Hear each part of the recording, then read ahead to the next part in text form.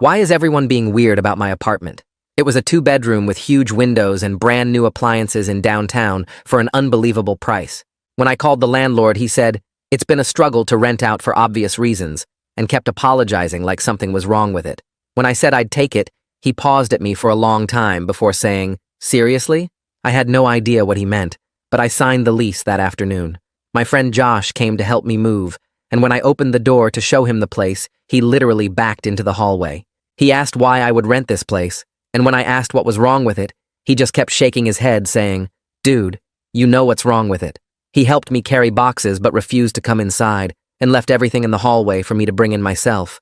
My girlfriend Ruby came over that night with a housewarming gift, but stopped in the doorway like there was an invisible wall. She asked if I was pranking her, and when I said no, she started crying actual tears, saying she couldn't believe I'd chosen to live here.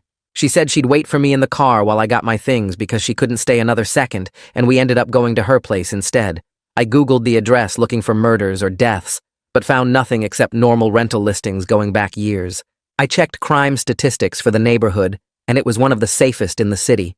I searched for structural problems or lawsuits or anything that would explain why everyone acted like my apartment was cursed, but came up completely empty.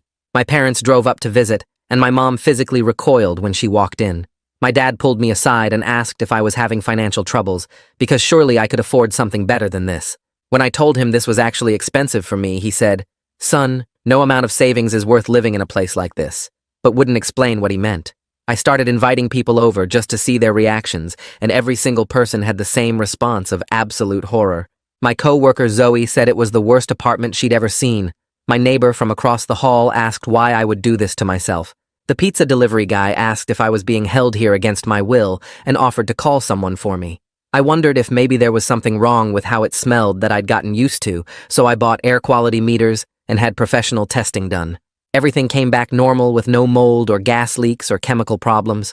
I hired a home inspector who said structurally it was one of the soundest apartments he'd seen, but he still seemed uncomfortable the entire time he was there. Then I thought maybe someone had died here recently, so I talked to the other tenants in the building. The old woman next door said nobody had lived in my apartment for at least 5 years, and she'd never understood why since it was the nicest unit in the building. The guy downstairs said multiple people had rented it, but nobody ever lasted more than a week, though he didn't know why. I brought in a priest to bless the apartment thinking maybe people were sensing something supernatural. He walked through every room with his holy water, but said he didn't feel any negative presence, though he admitted he wouldn't want to live here himself.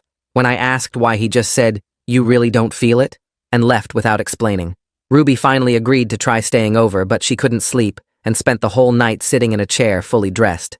In the morning, she said she couldn't date someone who chose to live in a place like this because it said something about my judgment. She broke up with me that day, saying she'd tried to be supportive but couldn't handle it anymore. I contacted previous tenants through old rental records, and one guy named Miles agreed to talk to me. He said he'd lasted 3 days before moving out and forfeiting his deposit. When I asked what was wrong with the apartment, he said, "If you don't know, then I can't explain it, but nobody should live there." He said 4 other people he knew had also tried to rent it over the years, and none of them could handle it. After 3 months, I'd gotten used to people refusing to visit and having to meet everyone at coffee shops or their places. The landlord called to check if I was still there, and when I said yes, he sounded shocked. He said I was the longest tenant he'd had in that unit since 2018 and offered to reduce my rent to $600 if I'd stay through the year. I asked him point blank what was wrong with the apartment, and he was quiet for a long time before saying he'd tried to fix it but couldn't. When I asked what he'd tried to fix, he said the previous owner had warned him about the apartment, but hadn't explained the problem either. He said he'd sell me the whole building for half its value if I wanted it, because he just wanted to be done with it. I was thinking about it when I found a note under my door that just said, "We need to talk about your apartment," with a phone number. When I called, the woman who answered wouldn't tell me her name, but said she'd been tracking everyone who'd lived in my unit for the past 15 years. She said I was different from all the others, and when I asked her what she meant, she started to cry. She took this shaky breath on the phone and told me we needed to meet in person to explain everything. She suggested a coffee shop downtown tomorrow afternoon, somewhere public and safe for both of us. I agreed right away because I was desperate for any answers about my apartment. After hanging up, I grabbed a notebook and started making a list of every weird reaction people had to my place. The list filled 3 whole pages with 47 different times people refused to come in or ran away. Josh backing into the hallway that first day, Ruby crying at the doorway, my mom physically pulling back when she walked in, my dad asking about my finances, the pizza guy offering to call for help, every coworker who visited and left immediately, all the delivery people who wouldn't cross the threshold, the priest who blessed it but wouldn't stay, Miles lasting only 3 days, the home inspector being uncomfortable the whole time, the old woman next door saying nobody understood why it stayed empty, the guy downstairs mentioning people never lasted more than a week. Writing it all down made the pattern even more obvious. That night, I walked through every room real slow, trying to feel whatever made everyone else so scared. I pressed my hands against the walls, feeling for vibrations or cold spots. I stood in each corner, breathing deep to catch any weird smells. I turned off all the lights to see if anything glowed or moved in the dark. I laid on the floor in the living room, listening for sounds in the walls or ceiling. I checked behind every piece of furniture and inside every closet and cabinet. I ran my fingers along the window frames looking for gaps or damage. I examined the electrical outlets and light switches for burn marks or strange wiring. I even got down and looked at the baseboards and under the radiators with a flashlight. But it all just felt like home to me, comfortable and normal and safe. The next afternoon, I left an hour early and walked to the coffee shop to calm my nerves. I picked a corner table where I could watch the door and ordered a black coffee that I was too anxious to drink. My hands were shaking a little as I watched people come and go. Every time the door opened, I wondered if it was her. I kept checking my phone even though she hadn't texted. I'd written down a bunch of questions in my notebook about the apartment. After what felt like forever, this woman in her 50s walked in carrying a thick brown folder. She looked around the coffee shop until her eyes landed on me in the corner. She walked over real careful like she was nervous too and asked if I was the tenant from Unit 4B. When I said yes, she dropped into the chair across from me like her legs gave out. She looked exhausted, like she hadn't slept in days. She wouldn't tell me her name, but opened the folder and spread papers across the table. There were spreadsheets with columns for dates and names and how long people stayed. Every single tenant of my unit going back 15 years was documented on these pages. Move-in dates, move-out dates, and notes about what they experienced in the apartment. The longest anyone lasted before me was 11 days back in 2016. Most people left within 3 or 4 days. Some only made it hours. She pointed to an entry from 2009, and her voice got quiet. She told me that was her sister who'd moved into my apartment that summer. Within 2 days, her sister started having severe anxiety and couldn't eat or sleep. By day 4, she was having panic attacks every few hours. On day 6, she moved out and went to stay with friends. Her sister never got better after leaving the apartment. 8 months later, she died from an overdose that everyone said was intentional. I asked what was wrong with the apartment, and she just shook her head. She said nobody could explain it right because it didn't make sense. People felt this crushing dread and physical pain and needed to escape immediately, but I was somehow immune to whatever caused it. She pulled out printed emails from a folder pocket and laid them out for me to read. Former tenants describing chest pressure that made it hard to breathe, metallic tastes in their mouths that wouldn't go away, nightmares every single night about walls closing in, feeling watched even when alone in the bathroom, headaches that started the moment they entered and stopped when they left. Nausea that got worse the longer they stayed inside. One person wrote about their hair falling out in clumps after 5 days. Another said their vision went blurry until they moved out. The descriptions were all so similar, even though these people never met or talked to each other. I told her about all the tests I'd done trying to figure out the problem. The air quality meters showing everything was normal. The professional testing finding no mold or gas leaks or chemicals. The home inspector saying it was structurally perfect. Even the priest who blessed every room but found no evil presence. She nodded like she already knew and pulled out another sheet. 12 other tenants had tried the exact same tests over the years with the same results. Everything always came back completely normal, with no explanation for what people felt. She pushed a small piece of paper across the table with an email address written in neat handwriting and told me to send her everything I noticed about the apartment. I folded it into my wallet while she gathered up all the papers and stuffed them back into the folder. She wanted me to document every detail, no matter how small or stupid it seemed, because maybe I'd noticed something everyone else missed. The coffee had gone cold, but neither of us had touched our cups anyway. She stood up and said she'd be checking her email every day waiting for my observations. I watched her walk out and get into an old Toyota before driving away. Back at my apartment, I grabbed a notebook from the kitchen drawer and started writing down everything about the place. The date was March 15th, and it was 60 degrees outside with no wind. I walked through each room writing what I saw and felt and smelled. The living room had afternoon sun coming through the huge windows, making squares on the hardwood floor. My skin felt normal, and my breathing was regular, and I didn't taste anything weird in my mouth. I made columns in the notebook for date and time and weather and physical sensations and decided to update it every few hours. Then I opened my laptop and created a spreadsheet to track every person who came near the apartment. I put columns for their name and how long they stayed and what their reaction was and any specific things they said or did. Looking at the empty rows made me realize how few people had been here since I moved in 3 months ago. I typed up an email to my parents explaining that I was trying to figure out what was wrong with the apartment and needed their help. I asked them to describe exactly what they felt when they visited and to be as specific as possible about the physical sensations. Mom wrote back within an hour, saying she'd felt this crushing weight on her chest the moment she walked through the door.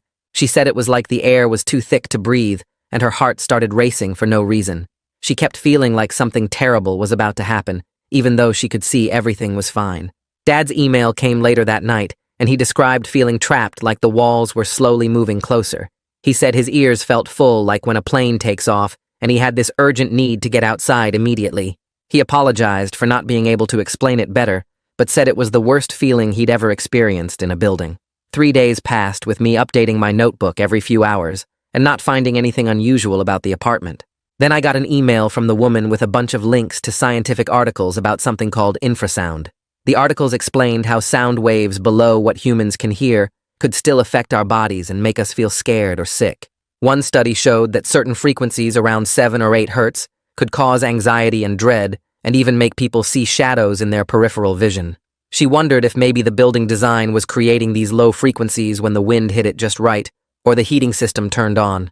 I spent the rest of the day reading about infrasound and how it could come from all kinds of sources like fans or pipes, or even the shape of a room. I found a special microphone online that could detect these super low frequencies and ordered it with express shipping. While waiting for it to arrive, I started paying more attention to my neighbors and noticed the old woman next door never seemed bothered when she walked past my open door. She'd smile and wave like everything was normal while other people in the hallway would speed up or look uncomfortable. I knocked on her door one afternoon and asked if she'd ever felt anything weird near my apartment. She touched her hearing aids and laughed, saying she was practically deaf, so she probably wouldn't notice whatever everyone else was feeling.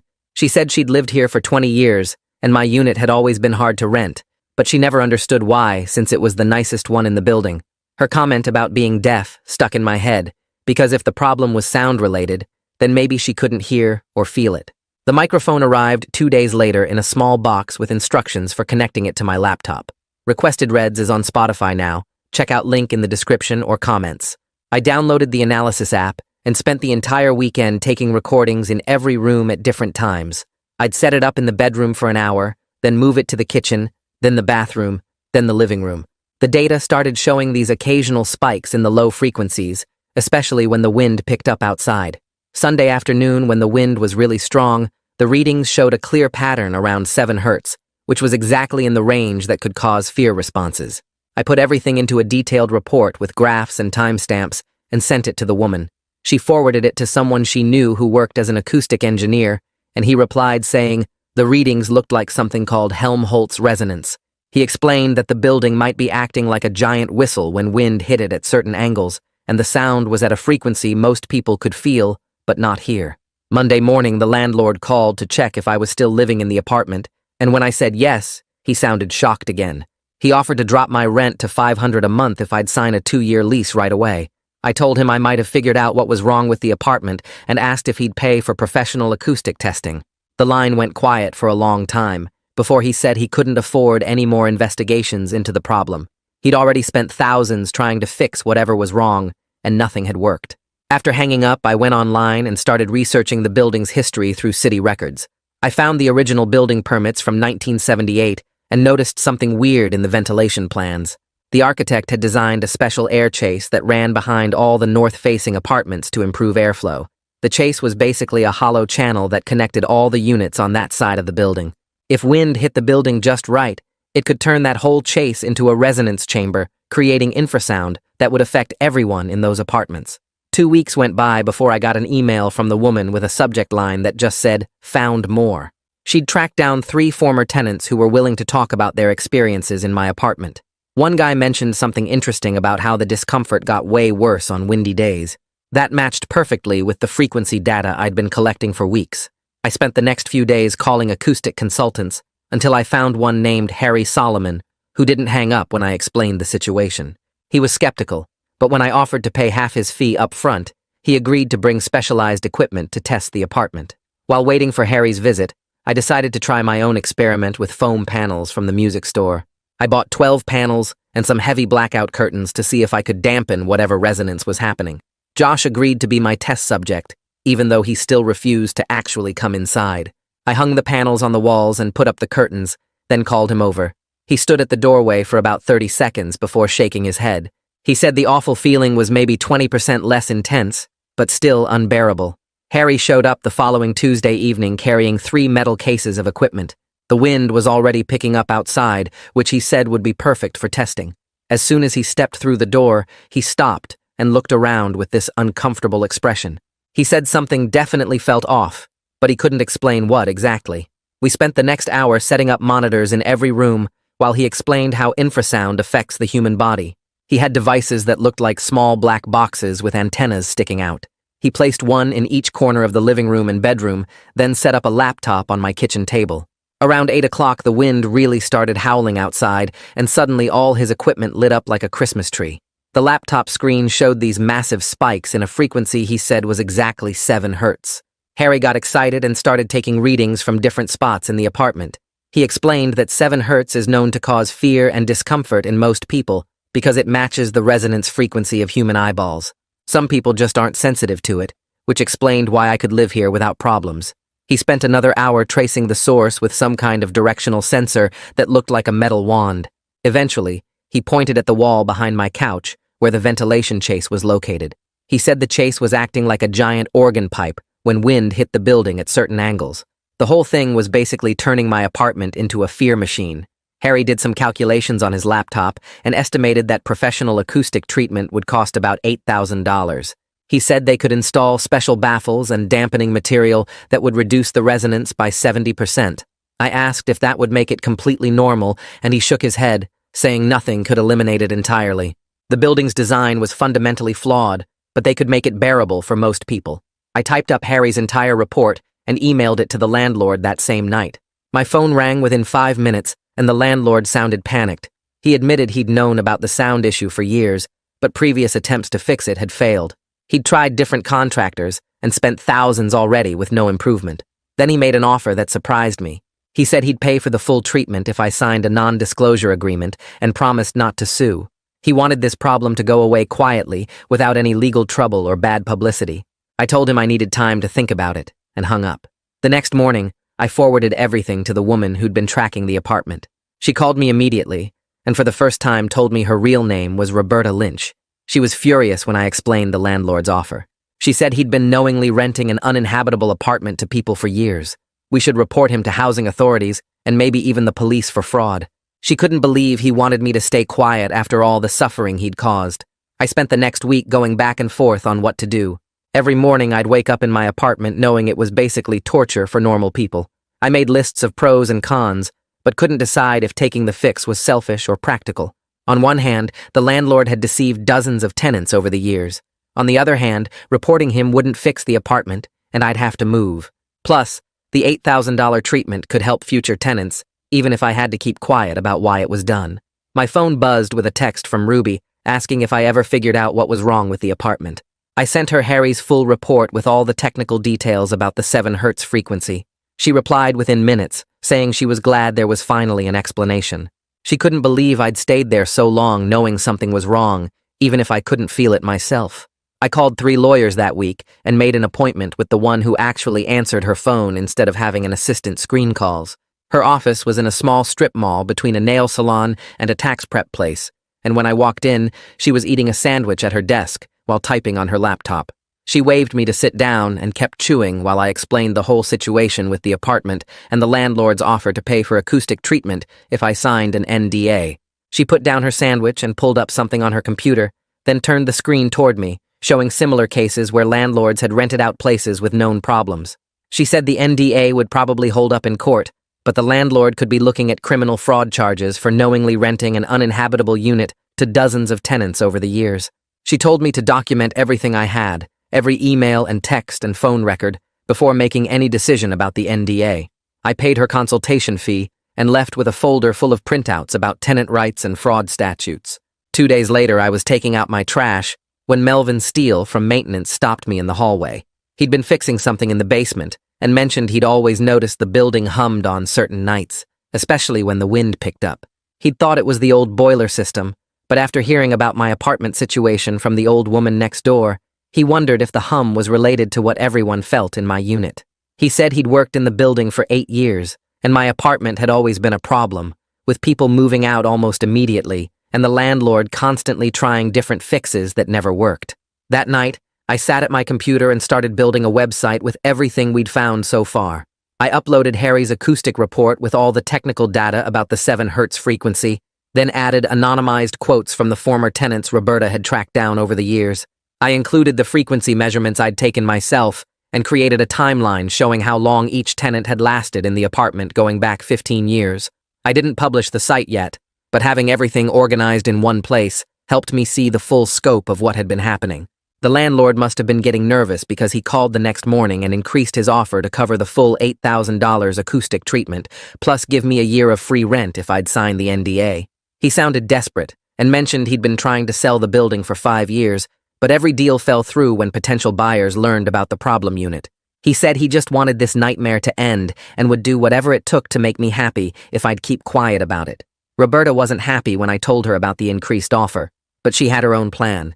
She took me to meet with a tenant advocacy group downtown that wanted to use my apartment as a test case for requiring acoustic testing in all rental properties. The group's director showed me draft legislation they were pushing that would mandate frequency testing along with standard safety inspections. They offered to cover all my legal costs if I was willing to go public with the story and testify at city council meetings about my experience. The meeting lasted 2 hours with them showing me similar cases from other cities where infrared had been discovered in apartments and office buildings. As I walked home, I realized I hadn't had anyone over to my place in 4 months. The isolation was hitting me harder than I'd admitted, always having to meet friends at coffee shops or go to their apartments instead of inviting them to mine. I started browsing rental listings that night, and everything in my price range was either a studio, had no windows, or was an hour outside the city. My current place would be perfect, if not for the infrared issue that made everyone else feel like they were dying. I was comparing apartment listings when Harry sent an email with a cheaper solution he'd been working on. Instead of the full acoustic treatment, he could install a series of baffles in the vent chase for about $3,000 that would reduce the resonance by 50%. He admitted it wouldn't eliminate the problem completely, but it might make the apartment bearable enough for short visits from friends and family. The solution wasn't perfect, but it was better than nothing and wouldn't require tearing apart the walls. I forwarded Harry's proposal to the landlord, who called back within 10 minutes and agreed immediately. He said he'd schedule the work for next week and still wanted the NDA, but I pushed back and negotiated it down to just agreeing not to post anything online or talk to media about the building. He could live with that as long as I didn't actively publicize the problem. The installation crew showed up Monday morning with boxes of acoustic baffles and rolls of mass-loaded vinyl. They spent 2 days cutting open the wall behind my couch to access the vent chase, and the whole apartment smelled like construction adhesive and drywall dust. Workers installed metal brackets to hold the baffles in place and sealed every gap with acoustic caulk, while I worked from coffee shops to avoid the noise and fumes. They patched the wall on Wednesday afternoon and said the paint would need a few days to fully dry. Harry came back Friday evening with his testing equipment to measure the results. He set up the same monitors in each room, and we waited for the wind to pick up, while he explained that the baffles should interrupt the standing wave pattern that had been creating the 7 Hz frequency. Around 7, the wind started gusting, and his equipment showed the infrared was reduced by about 60%, down from dangerous levels to merely uncomfortable for most people. He said it wasn't perfect, but should significantly decrease the awful feeling most people experienced in the apartment. The next weekend, I texted Josh asking if he wanted to test out the changes since he'd been the first person to refuse entering when I moved in.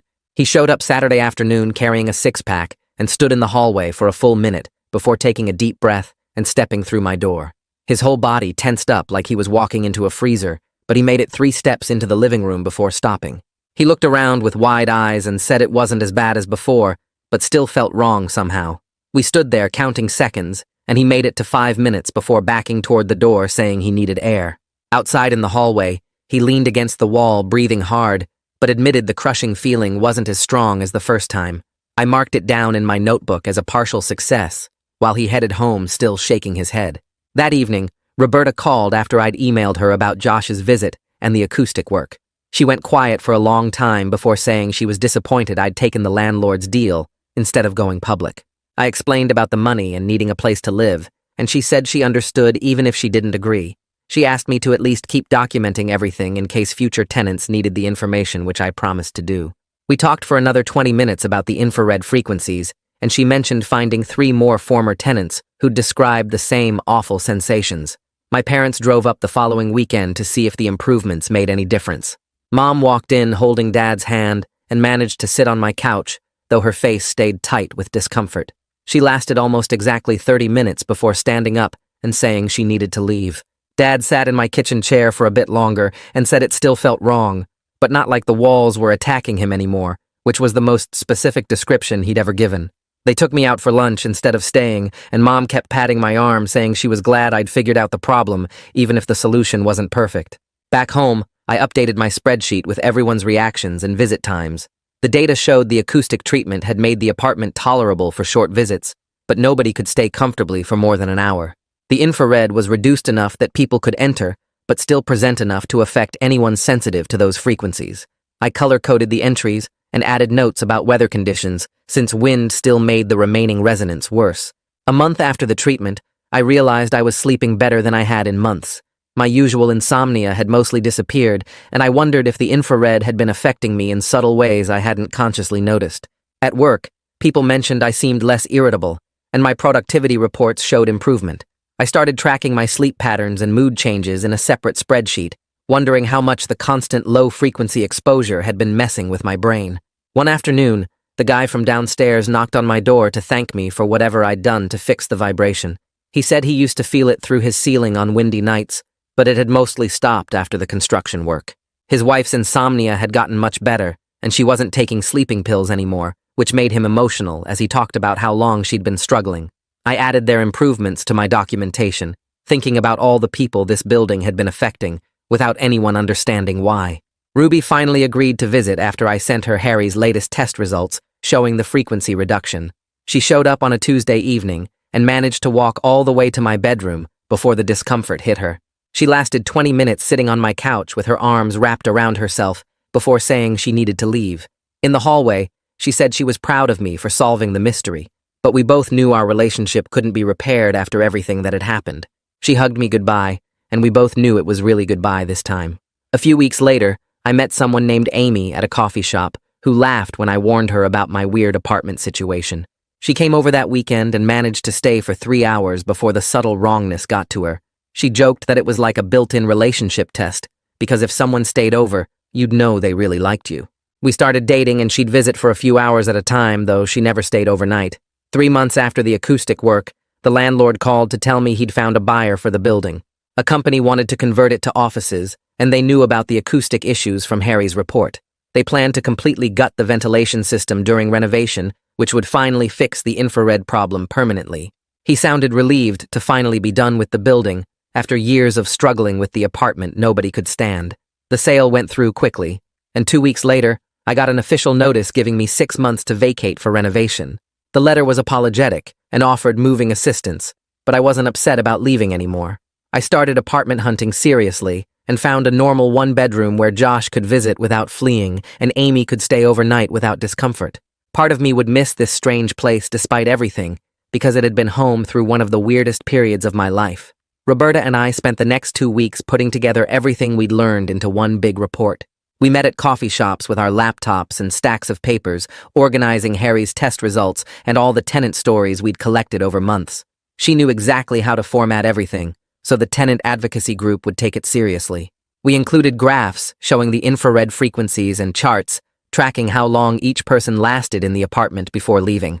The group's leader read through our 60-page report and said this was exactly the kind of evidence they needed to push for new acoustic standards in the building codes. She said most cities didn't even test for infrared during inspections because nobody thought about sounds people couldn't hear.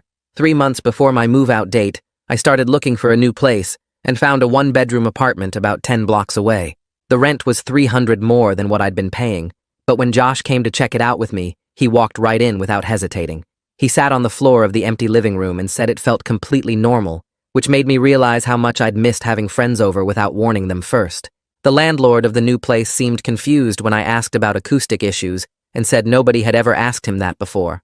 I signed the lease that afternoon and felt relief knowing I'd have somewhere normal to go when the renovation started. A week before moving, I decided to throw a goodbye party for the apartment, but obviously couldn't have it at my place. I booked a table at a Mexican restaurant downtown and invited everyone who'd been part of the whole weird experience. Josh came, and so did my parents, and even my old coworker who'd called it the worst apartment she'd ever seen. Everyone kept making jokes about my haunted apartment and asking if I'd missed the ghost. Harry showed up with his wife and told the whole table about the infrared discovery, which had people asking questions about whether their own apartments might have the same problem. Roberta brought cake that said, "Goodbye Apartment 4B," and we all laughed about how insane the whole situation had been. While packing up my bedroom, I found the journal I'd started keeping in those first weeks when nobody would visit. Reading through those early entries made my chest tight, seeing how confused and alone I'd been back then. I'd written things like, "Maybe I'm going crazy," and "Why can't anyone else stand being here?" over and over. The investigation had given me something to focus on during those lonely months and led me to Roberta, who'd become an actual friend, not just someone investigating the same mystery. I packed the journal carefully, thinking about how different everything was now that we'd solved it. Harry came by to collect all his monitoring equipment that had been set up in my living room for months. He disconnected the sensors and microphones while telling me he'd submitted a paper about our case to the Journal of Building Acoustics. He said reviewers were really interested because most infrared cases involved old churches or tunnels, not modern apartment buildings. Before leaving, he shook my hand and said I had golden ears just in reverse, since I couldn't hear what drove everyone else away. His equipment left rectangular marks on the walls where dust had collected around them. The old woman from next door knocked while I was packing my kitchen and said she'd heard I was moving out. She adjusted her hearing aids and told me I'd been the quietest neighbor she'd had in 20 years. She said she never understood why the apartment stayed empty for so long since it seemed perfectly nice to her. I realized her deafness had protected her from the infrared, the same way my weird immunity had protected me. She gave me cookies she'd baked and said whoever moved in after the renovation probably wouldn't be as considerate. On moving day, I walked through the empty apartment one last time with my phone recording video. The huge windows still let in amazing light, and the hardwood floors gleamed just like when I'd first seen the place. Standing in the empty living room, I felt weirdly grateful for everything this apartment had put me through. It taught me to trust my own experience, even when everyone said I was wrong. It taught me to investigate and document and not give up when things didn't make sense. It connected me with people like Harry and Roberta, who took weird problems seriously. The apartment might have been uninhabitable for most people, but it had been exactly what I needed, even if I hadn't known it at the time. Before leaving, I went to the kitchen and opened the drawer where I used to keep my takeout menus. I left a note explaining the infrared problem and Harry's contact information for whoever did the renovation work. Maybe it would help them design something better than the acoustic baffles we'd installed. Maybe they'd find a way to completely eliminate the resonance so future tenants wouldn't have to deal with any of it. I locked the door and dropped my keys in the landlord's mailbox, feeling like I was closing a really strange chapter. Josh met me at my new apartment with his truck full of my boxes. We carried everything up to the 3rd floor, and he immediately sprawled on my new living room floor without any hesitation. We ordered pizza, and the delivery guy handed it over without asking if I needed help escaping. Josh stayed until midnight helping me unpack, and we watched a movie on my laptop sitting on the floor surrounded by boxes. It felt so normal, I almost wanted to cry. That first week in the new place, I kept waiting for something to feel wrong, but everything stayed completely regular. I slept through every night without weird dreams, or waking up uneasy. My shoulders stopped being tense all the time, and I realized the infrared must have been affecting me in ways I hadn't even noticed. The new apartment was smaller, and the kitchen was older, and the windows weren't nearly as nice, but none of that mattered because people could actually visit me here. 2 weeks later, Roberta sent me an email with photos from the old building showing workers tearing out walls in 3 other units. She wrote that the new owners found the same acoustic problems in apartments 2B and 6B when they started renovation work. The construction foreman told her they were spending almost $200,000 to completely redesign the ventilation system throughout the entire building. I printed out her email and added it to my thick folder of documentation, feeling weirdly satisfied that our research was validated. She invited me to join her informal network of people investigating problem apartments, and I agreed immediately. Over the next few months, I helped 12 different people who contacted her about apartments where everyone felt uncomfortable, but couldn't explain why. Most cases turned out to be mold or electrical issues, but 3 had acoustic problems similar to mine. I created detailed guides showing how to test for infrasound using phone apps and cheap microphones. One woman in Seattle had been living in an apartment for 2 years, where visitors lasted less than 10 minutes, and her solution ended up being thick rugs and wall hangings that dampened a 9 hertz resonance from the building's elevator shaft. 6 months after moving out, I drove past my old building on the way to meet Amy for lunch. Construction trucks filled the street, and workers were installing massive new ventilation units on the roof. The whole north side of the building was covered in scaffolding, with crews replacing the entire vent system that had caused so much trouble. I took photos through my car window, thinking about all the previous tenants who suffered without knowing why. Amy laughed when I showed her the pictures at lunch and said my weird immunity to infrasound should be listed as a special skill on dating apps. We'd been together 4 months, and she still found the whole apartment story fascinating, even though I'd told it dozens of times. She said most people would have just moved out immediately, but I had to turn it into a whole investigation. The city council passed Roberta's proposed acoustic standards 3 weeks later, requiring all new construction to include basic frequency testing. The local news covered it as a minor building code update with no mention of haunted apartments or people fleeing in terror. Roberta and I watched the council meeting online, and she said it was a small victory, but could prevent future problems. Harry sent me an email every few months with updates about how my case was used in acoustic engineering courses.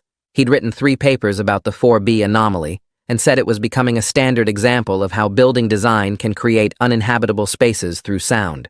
Graduate students were using my apartment as a case study for their thesis projects.